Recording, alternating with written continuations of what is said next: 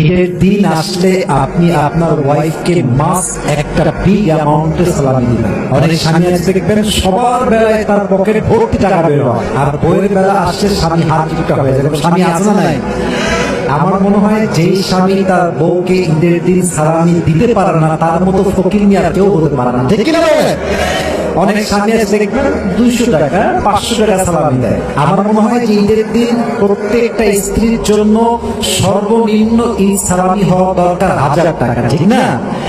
এখন আপনার স্বামীর যদি সামর্থ্য থাকে, অবশ্যই স্বামীর উচিত তার ওয়াইফকে এটা বলা যে জান তোমার কতটুকু ঈদ সালামি লাগবে, আমাকে জাস্ট সংখ্যা বল। তুমি আমার বিশ্বাস রেখেছো, তুমি আমার বাচ্চার মা, তুমি আমার লাইফের সবকিছু, তোমার যতটুকু লাগে জাস্ট সংখ্যা বল।